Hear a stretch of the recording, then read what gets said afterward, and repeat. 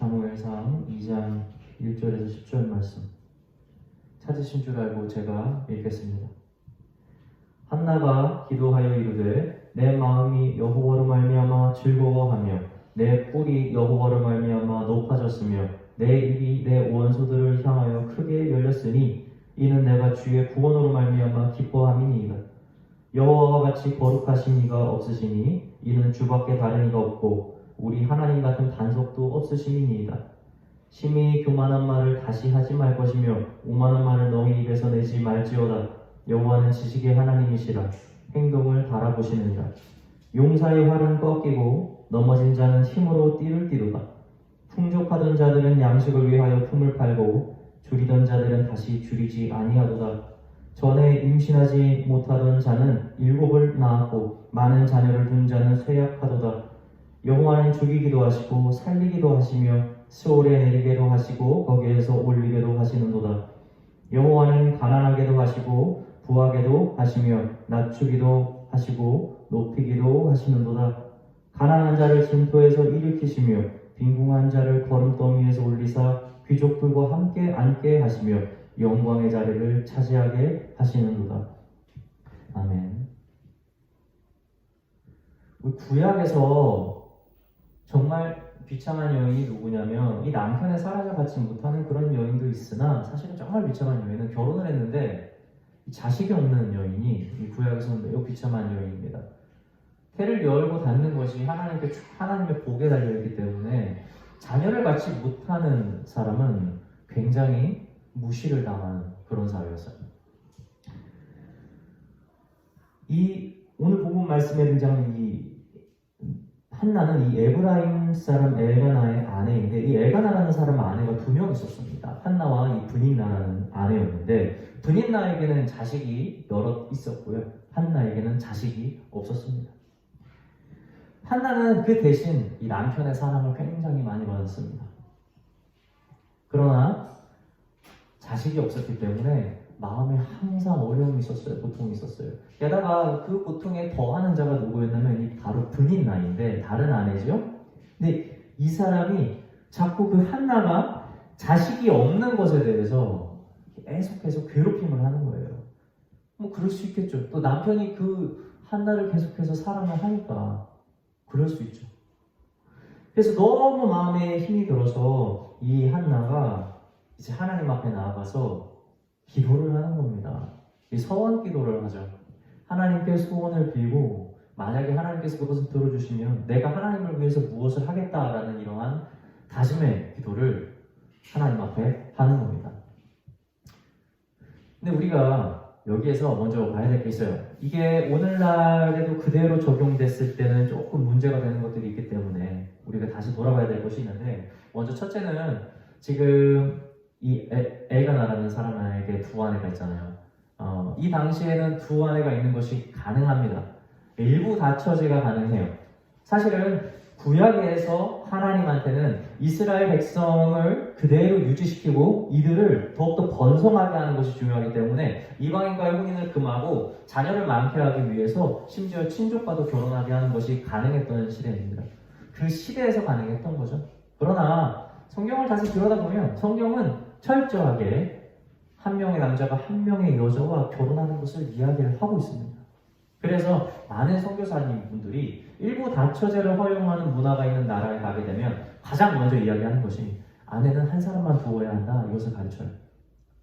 여러 아내를 두는 것은 절대 기독교적인 관점이 아닙니다.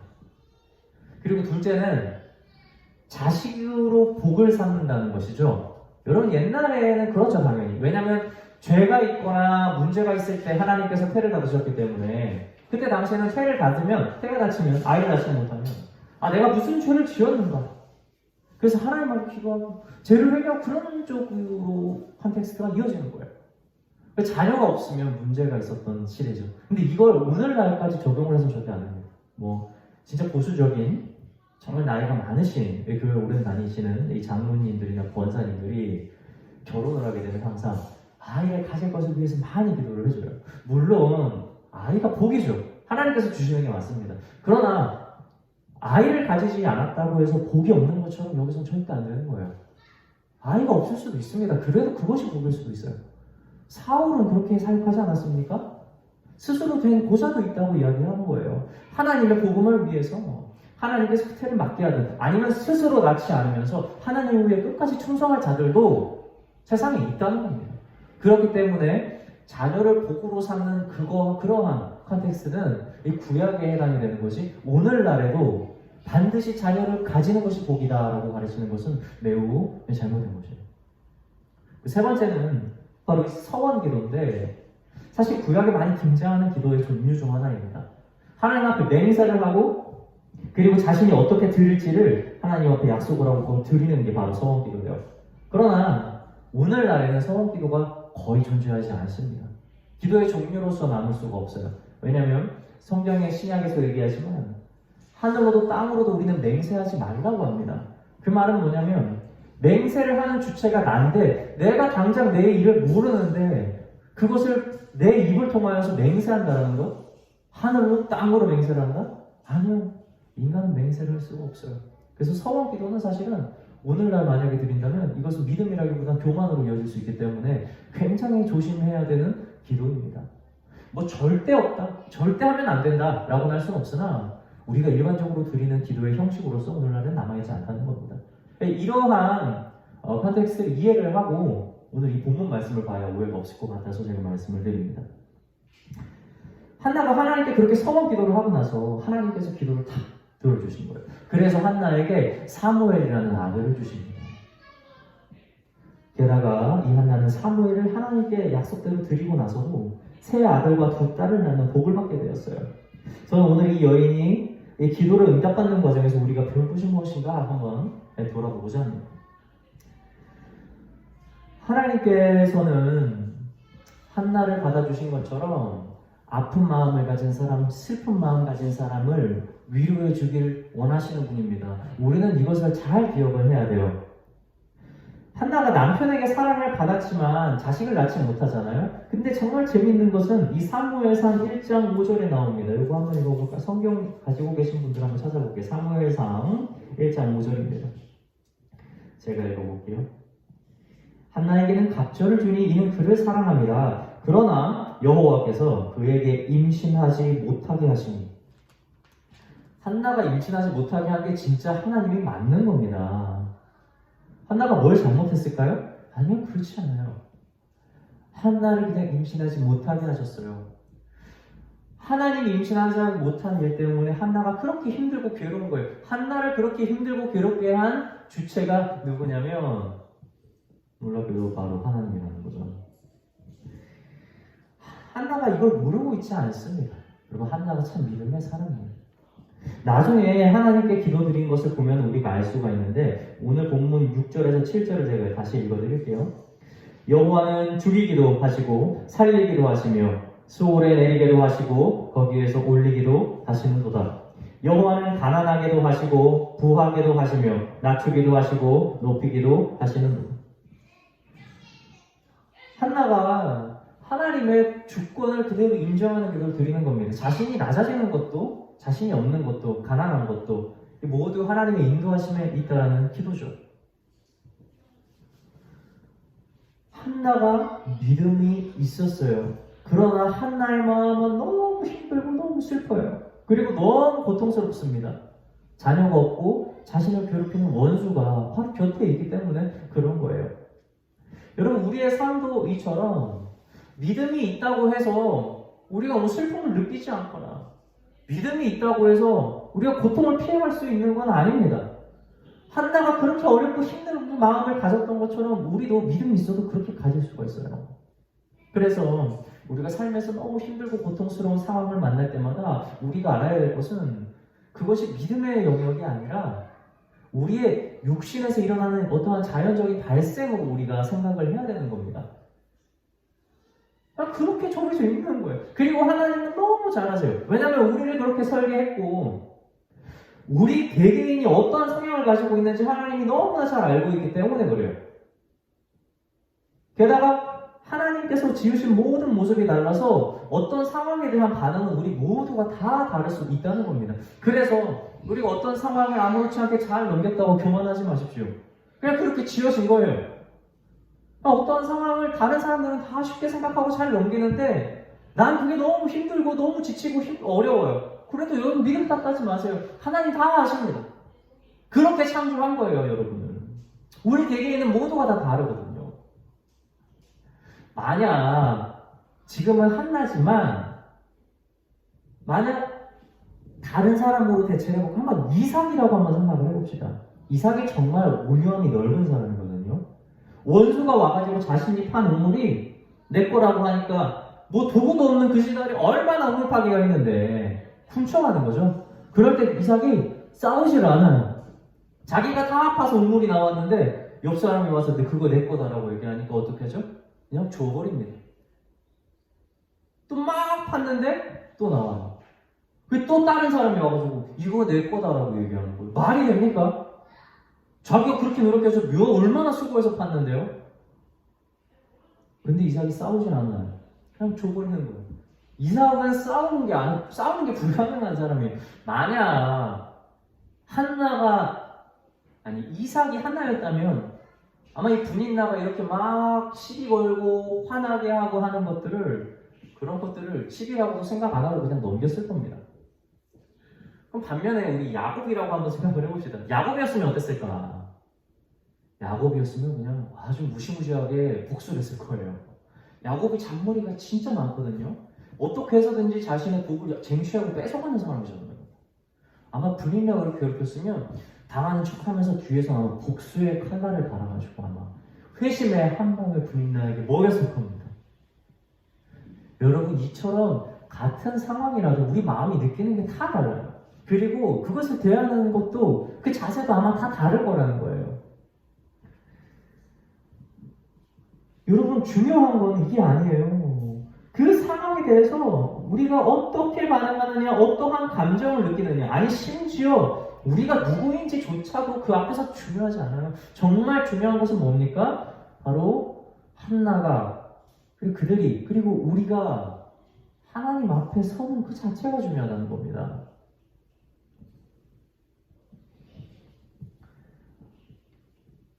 자신 그대로의 마음을 그대로 다 가지고 하나님을 기억하면서 그분께 구하는 것, 그것이 신앙이고 바로 그것이 믿음입니다.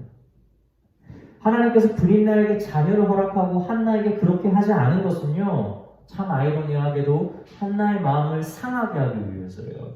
더 나아가 한나의 마음을 상하게 한 이유는 그 상한 마음을 가지고 자신 앞에 서게 하기 위함인 거고, 그렇게 한나를 자기 앞으로 세우기 위한 이유는 한나에게 엄청난 하나님의 위로를 선물로 주기 위했다는 사실을 여러분 기억하시기 바랍니다. 우리가 세상에서 당하는 수많은 고난은요, 하나님의 손에서 계획된 거예요. 그분의 손에서 결제되지 않고 우리에게 오는 고난이 없어요. 우리가 무엇을 힘들어하는지 너무나 잘 아시고 있고, 우리가 무엇에 눈물을 흘리는지 너무나 잘 알고 있는 거예요. 그렇다면 우리가 해야 될 일이 무엇이겠습니까? 왜 난 이것을 못 참는가? 왜 나는 이것을 못 견디는가 하면서 자학하지 말고 그 고난을, 그 고통을 그대로 가지고 하나님 앞에로 가는 겁니다. 그러면 그분은 놀라운 계획으로 우리를 위로해 준다는 거예요. 고난은 우리를 고통에 빠지게 하는 것으로 목적지를 두지 않습니다. 고난은 그 어려움과 모든 슬픔을 하나님께로 가지고 가서 하나님으로 위로를 받는 그 목적지를 가지고 있다는 사실입니다. 우리 사랑하는 성도 여러분들은 마음에 있는 어려움과 고통들을 그렇게 하나님 앞에 다 아뢰 수 있는, 그리고 하나님께 그렇게 위로를 받는 그러한 성도들이 되시길 주님의 이름으로 축원합니다.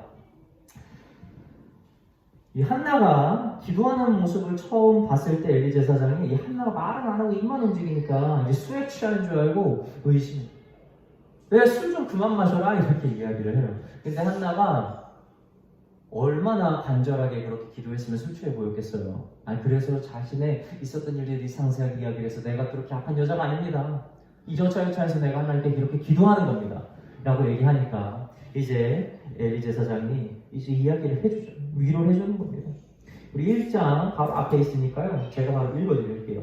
사무엘상 1장 18절 17절입니다. 엘리가 대답하여 이르되 평안히 가라. 이스라엘의 하나님이 내가 기도하여 구한 것을 허락하시기를 원하노라. 이렇게 이야기를 하죠. 그리고 한나가 이어서 18절에 말합니다. 이르되 당신의 여종이 당신께 은혜 있기를 원하나이다 하고 가서 먹고 얼굴에 다시는 근심빛이 없더라. 기도하러 오기 전에 한나가 마음이 너무 슬프고 너무 아프고 힘들어서 밥을 먹지 못했다고 해요. 그리고 눈에서 눈물이 멈추지 못했다고 합니다. 얼마나 고통스러운지 몰라요. 그런데 한나가 하나님 앞에 와서 이렇게 기도를 드리고 나니까 이제 다시 음식이 먹기 시작하고 음식이 들어가기 시작을 하고 그리고 다시는 얼굴에 근심빛이 없다고 성경은 이야기하고 있는 겁니다. 엘리의 위로를 통해서 하나님께서 자신의 기도를 들으셨다는 그러한 확신이 한나 안에 들었다는 거예요. 저는 이 말씀을 통해서 기도한 것이 우리가 기도한 것이 그대로 원하는 대로 이루어지는 일에 대해 조금 더 이야기해보고 싶어요. 마태복음 20장에 보면 예수님께서 무화과 나무를 기도로 말리는 장면이 나옵니다. 예수님께서 이제 길을 가다가 열매를 좀 얻으려고 무화과 나무 잎이 풍성해가지고 이제 거기에 딱 봤어요. 당연히 있을 줄 알았는데 잎을 뒤져도 열매가 하나도 없네요. 이 무화과 나무에 대한 내용을 나중에 설교할 수 있겠다. 조금 더 자세히 하고 싶습니다. 어쨌든 그 곳에서 예수님께서 열매를 얻지 못하자 예수님께서 뭐라고 하시냐면 너는 앞으로 열매를 맺지 못할 것이다. 이렇게 딱 기도를 해버려요. 그러니까 무화과가 그 자리에서 말랐어요. 굉장히 신기한 거죠. 나무가 뿌리가 다 말라도 죽는데 시간이 걸리는데 예수님께서 기도하자마자 그 나무가 완전히 말라 죽는 게 제자들 눈앞에서 벌어지는 거예요. 마치 엄청나게 시간이 빨리 지나가는 것처럼. 그 제자들이 놀라가지고 예수님한테 물어보는 겁니다. 아니 어떻게 이러한 일이 일어난 겁니까? 라고 이야기를 해요. 근데 예수님이 이렇게 얘기합니다. 마태복음 21장 21절부터 22절 제가 읽어드릴게요. 예수께서 대답하여 이르시되 내가 진실로 너희에게 이르노니 만일 너희가 믿음이 있고 의심하지 아니하면 이 무화과 나무에게 된 이런 일만 할 뿐 아니라 이 산더러 들려 바다에 던져지라 하여도 될 것이요 너희가 기도할 때에 무엇이든지 믿고 구하는 것은 다 받으리라. 뭐라고 얘기하냐면 너희가 믿고 구하는 것은 다 받게 된다. 이렇게 이야기하는 거예요. 믿음이 있으면 너희가 놀란 이러한 일보다 더 크게 더 큰 일을 할 뿐만 아니라 너희가 구하는 모든 것을 받는다. 이것은 사실은 어마어마한 일이죠. 예수님께서 제자들에게 자신이 행할 능력이 너희에게도 임할 것이다 라는 것을 이야기해주고 있다는 거예요. 그런데 우리가 이 말씀을 보면서 점점 오해를 해요. 아, 내가 믿고 구하면 하나님께서 다 주시는구나. 그러면은 내가 구하기만 하면 되는구나 라고 생각을 해요. 그래서 주님께서 내가 이걸 구하면 주실 줄로 믿습니다 라고 이야기를 하는 거예요. 우리가 종종 오해를 해요. 여러분, 우리가 구하는 내용을 믿고 기도하는 말씀이 아니에요. 내가 막 하나님께서 주실 줄로 믿습니다. 아무리 100번, 1000번 외쳐서 진짜 믿는다, 내가 줄 줄로 믿는다고 그걸 믿어서 하나님께서 뭘 주신다? 여러분, 그거는 잘못된 거예요. 지금 오늘 등장하는 성경에서 그 믿는다라는 말의 뒤에 목적어가 등장하지 않아서 우리가 오해를 하는 겁니다. 그런데 성경에서는 믿은 다음 구할 것을 이야기하는 거예요. 순차적인 겁니다. 구하는 걸 믿으라가 아니라 너희가 믿은 다음 구하라는 거예요. 그러면 너희가 구하는 모든 것을 주신다는 거죠. 여러분, 믿음의 대상이 누구겠습니까? 그것은 바로 우리 하나님과 예수 그리스도예요.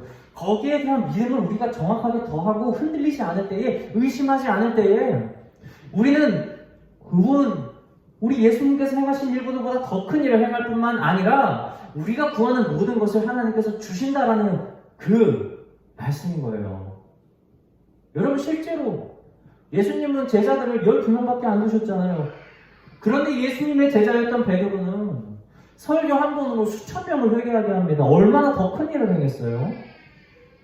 여러분, 예수님은 이스라엘의 집에 잃어버린 양을 위해서만 부르심을 받은 자였지만 정작 사도 바울은 어떻습니까? 저기 이방 땅까지 가서 우리 예수님께서 말씀하신 복음을 훨씬 더 넓게 전하지 않았습니까?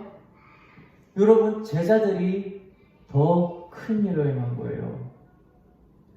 예수님께서 행하신 기적이 나무 한 그루를 썩게 하는 기적이었다면 우리 제자들은 그 수많은 나무가 심겨져 있는 산 하나를 통째로 옮기는 기적을 행한 겁니다.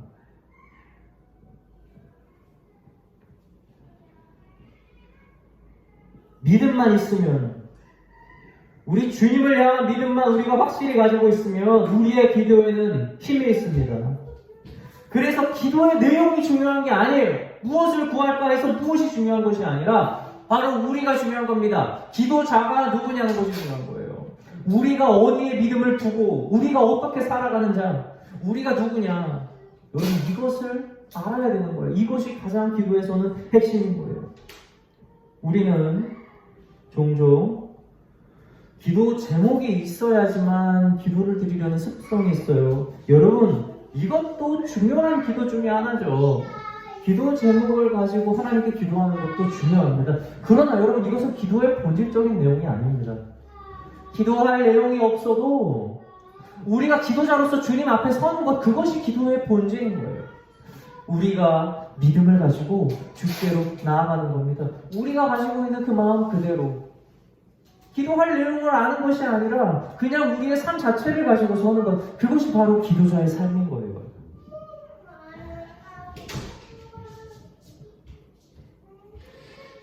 하나님께서는 우리가 의심 없는 믿음이 있을 때 우리를 있는 그대로 받아주실, 우리가 구하는 모든 것을 주실 분이세요.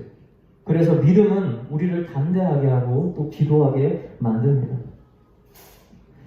한나의 믿음이 드러난 부분은 그녀가 아들을 잉태하기 전에 그냥 기도 드린 것 자체로서 위안을 받고 엘리의 말을 듣고 위안을 삼아서 마치 이미 아들을 낳은 것처럼 모든 회복이 마음에서 일어났다는데 그것이 한나의 믿음을 보여주고 있는 거예요. 행복할 때만 기도하지 말고 우리 슬플 때도 기도하십시오. 평안할 때만 기도하지 말고 풍랑이 일 때도 기도하십시오. 시편 116편 1절에서 2절 읽어드릴게요. 여호와께서 내 음성과 내 간구를 들으심으로 내가 그를 사랑하는도다. 그의 귀를 내게 기울였으므로 내가 평생에 기도하리로다. 아멘. 아들을 가지게 된 한나는 자신이 소원한 대로 그 아들을 하나님 앞에 바치게 됩니다. 아니, 그토록 자신이 원했던 아들, 그토록 자신의 고통이자 애정이었던 그 아들을 드디어 얻게 됐는데 말이에요. 그 아들을 하나님께로 그대로 바치는 거예요. 이것이 정상적인 행동입니까? 여러분, 이 행위를 통해서 우리가 알 수 있는 것은 한나의 중심입니다. 한나는 자신이 기도해서 얻는 것을 목표로 두는 것이 아니라 자신이 하나님 앞에 서서 그분의 마음을 아는 것, 그리고 그분과 교제하고 그분께 위로를 받는 것이 기도의 목적이었다는 걸 알 수 있어요. 하나님께서 만약에 우리가 받고자 하는 것을 목적으로 기도한다면 여러분, 그것을 어떻게 하나님께 드리겠습니까? 한나는 분인이나 싸우려고 자식을 얻고자 한 게 아니에요. 한나는 자신의 고통을 위로받고자 자식을 얻고자 한 것이 아니에요. 사실 한나는 기도 자체의 목적이 있었던 겁니다.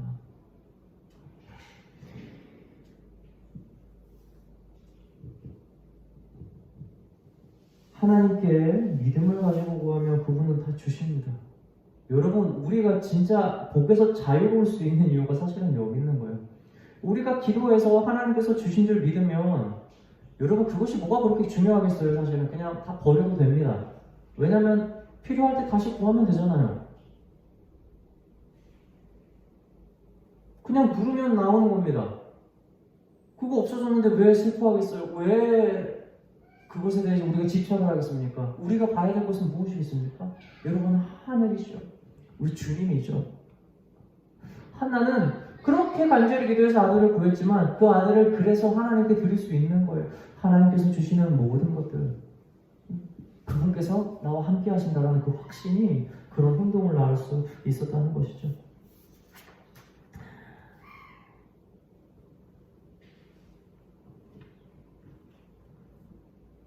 21절 펴고 있으니까 사무엘상 2장 21절 한번 제가 읽어보겠습니다. 여호와께서 한나를 돌보시사 그로 하여금 임신하여 세 아들과 두 딸을 낳게 하셨고 아이 사무엘은 여호와 앞에서 자라느니라. 한나가 기도하지 않았거든요. 한나는 사무엘을 위해서 기도했었어요. 그런데 그 기도를 하고 얻은 사무엘을 하나님께 드렸더니 한나가 구하지도 않았던 태의 복을 주셔서 아들을 3명을 더 낳고 딸을 2를 더 낳는 이러한 놀라운 축복을 받습니다.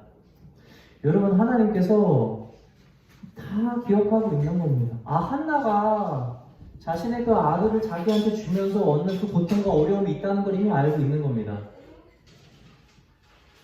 그렇게 믿음의 행위를 할 때에도 그 부족함은 느낄 거예요. 나도 자식이 있었으면 좋겠다.